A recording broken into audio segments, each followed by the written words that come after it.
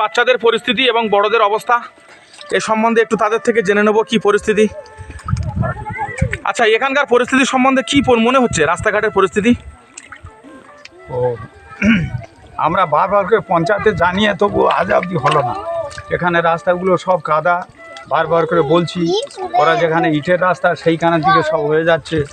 আমাদের দিকে স্কুলের বাচ্চারা, তারপরে গ্রাম প্রতিবাসীরা, দূর দূরান্ত লোক, তারা কোনো দিকে যেতে পারছে না। কেউ পড়ে যাচ্ছে, কেউ হুমড়ি খেয়ে পড়ে মরতেছে, কারোর পা ভেঙে যাচ্ছে এই কাদা রাস্তায়। আমাদের এখানে আজকে 14 বছর 15 বছর থেকে এইভাবে পড়ে রয়েছে। এটা কতটা এই মাটির রাস্তাটা কতটা পরিমাণ আছে, কতটা রাস্তা হবে? ও মাটিটার রাস্তাটা হবে তোমার হাফ কিলোমিটার, না এখান থেকে হাফ কিলোমিটার, আর ওধারে হচ্ছে 2 কিলোমিটার, মানে মোট 2.5 থেকে 3 কিলোমিটার রাস্তা মাটির রাস্তা।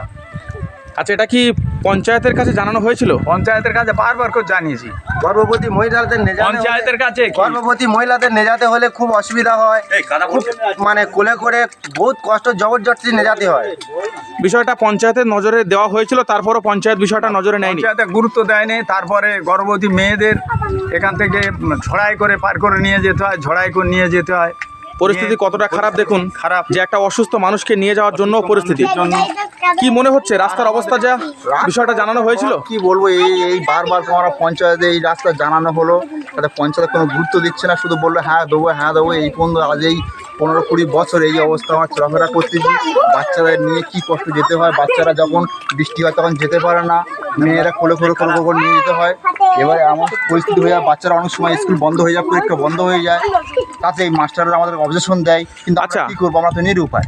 প্রতিবারেই ভোট আসে, মানুষের সমস্যা সুখ দুঃখের কথা মেম্বাররা এসে বলে, তখন জানালে তারা কি উত্তর দেয়? তখন যখন আমরা জানাই, বললো হ্যাঁ কোনো ব্যাপার নেই, তোমরা এই ভোটটা দিয়ে দাও, দিলে আমরা এই ভোটের পরে আমরা রাস্তাঘাট সব সেরে দেবো, তোমাদের কোনো অসুবিধা হবে না। যেই ভোট আসে সেই আমরা বলি, সেই চলে যায়। পঞ্চায়েত কোনো গুরুত্ব করে না। এখানকার মেম্বার কারা আছেন? এখানকার মেম্বার হচ্ছে আমাদের বৃন্দাবন আছে, ইদ্রিস গাজী আছে, জোড়া মেম্বার। এরপরও তারা উভয় কিন্তু রাস্তা সম্বন্ধে অবগত, তারপরও করে না। ওরা আসছে, ওরা দেখছে, মাপছে, কিন্তু কোনোদিন করে না। আজ এই দীর্ঘ 15-20 বছরে এই পর্যন্ত রাস্তা হলো না। সত্যি অত্যন্ত হৃদয় বিদারিত ঘটনা, যেখানে গোটা পশ্চিমবঙ্গ জনজোয়ারে আন্দোলিত, উন্নয়নের জোয়ারে যেখানে পশ্চিমবঙ্গ পৃথিবীর জায়গা তৈরি করে নিয়েছে, সেখানে দক্ষিণ 24 পরগনা জেলার কুলতলি থানার অন্তর্গত দেউলবাড়ি দেবীপুর গ্রাম পঞ্চায়েতের 191 নম্বর বুথ মাধবপুর মৌজার পশ্চিম পাড়ার অবস্থা দেখুন। 3 কিলোমিটার এভাবে মাটি রাস্তা, যেখানে কচিকাঁচা বাচ্চারা অত্যন্ত কষ্টের সঙ্গে স্কুলে যাচ্ছে। ওনার সঙ্গে একটু কথা বলার চেষ্টা করব। উনি এই কাদার মধ্যে দিয়ে, এই রাস্তার মধ্যে দিয়ে উনি জল নিয়ে যাচ্ছেন। টিউবওয়েল থেকে কত দূরে বাড়ি? হ্যাঁ, 1 কিলোমিটার। 1 কিলোমিটার এরকম কাদার উপর দিয়ে যাতায়াত করতে হয় প্রতিনিয়ত? এরকম কতদিন চলছে? জীবন ভর চলছে। বিষয়টা কি প্রশাসনের নজরে বা পঞ্চায়েতের নজরে আনা হয়নি? পঞ্চায়েতের হয়েছিল, কোনো কাজ হয়, পঞ্চায়েত কোনো কাজ করেনি? মেম্বারদেরকে বিষয়টা জানানো হয়েছিল? সকলে জানানো, এরপরও তারা কোনো কাজ করেনি। এই রাস্তার মধ্যে দিয়ে দিন যাপন করতে হয়। শুধু পানি কেন, তাহলে সব কিছুতে এইভাবে নিয়ে হাটে বাজারে ছেলে পুলিশ সব এখানকার যদি কোনো কেউ অসুস্থ হয়ে পড়ে, তাহলে কিভাবে কি ব্যবস্থা করা হয়? ওই জোড়া কোদালে করে নিয়ে যেতে, ঝড়ায় করে নিয়ে যেতে হয়। সত্যি এটা অত্যন্ত কষ্টের। প্রায় 1 কিলোমিটার পর্যন্ত উনি জল নিয়ে যাবেন, দাঁড়িয়ে রয়েছেন। আমি ওনার সঙ্গে কথা বলার চেষ্টা করেছি, ওনাকে দেখাবার চেষ্টা করেছি যা পরিস্থিতি। একজন জল নিয়ে যাচ্ছে, এর মতো অবস্থা, এরকম পরিস্থিতিতে শুধু ছেলে নয়, মেয়েদেরও অবস্থা অত্যন্ত খারাপ। তারা এই পরিস্থিতির মধ্যে দিয়ে জল নিয়ে 1 কিলোমিটার রাস্তা যাচ্ছে।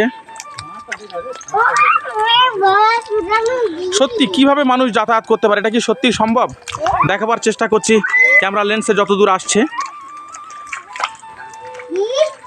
কি অবস্থার মধ্যে দিয়ে যাতায়াত করছে মানুষ, এটা সত্যি ভাবার বাইরে। এভাবে কি সত্যি কোনো এলাকার মানুষ বসবাস করতে পারে এখানে? আচ্ছা, রাস্তার উপর এটা কি করা হচ্ছে?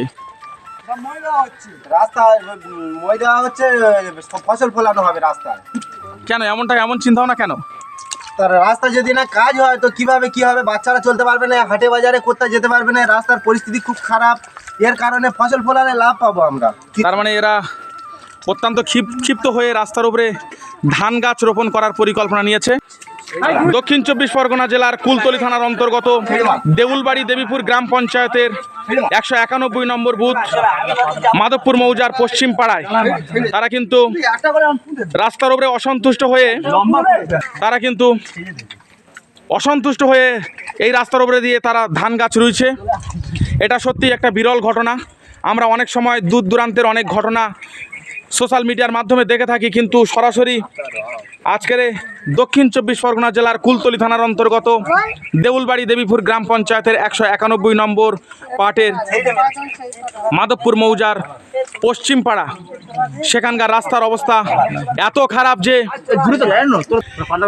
এই অবস্থা এতটা ভয়াবহ যে এখানকার মানুষ অত্যন্ত ক্ষিপ্ত যে তারা রাস্তার উপরে ধান গাছ রোপণ করে তীব্র প্রতিবাদ জানাচ্ছে এবং বিষয়টা প্রশাসন, পঞ্চায়েত, বিডিওর নজরে আনবার চেষ্টা করছে যে এখানকার পরিস্থিতি দেখুন। তারা কিন্তু সত্যি সত্যি ধান গাছ রুইয়ে দিয়েছে এবং তারা এখানে পথ অবরোধ করে রয়েছে। তারা যে ধান গাছ রুইল তাদের থেকে একটু প্রতিক্রিয়া এবং মতামত নিতে চাইবো যে তারা কেন রাস্তার উপরে এভাবে হঠাৎ ধান গাছ রুইল। রাস্তার উপরে ধান গাছ রোয়াটা সত্যি খুব শোভনীয় নয় তো, কিন্তু তারপরও তারা কেন এটা করলো? আচ্ছা, রাস্তার উপরে ধান গাছ রোয়ার মূল কারণটা কি? কি করব, এখানে আমরা চলাচল করতে পারছি না। এই বর্ষার সময় বাচ্চা কাচ্চা তারা স্কুলে যেতে পারছে না। একটা অসুস্থ মানুষকে নিয়ে হয়তো ডাক্তার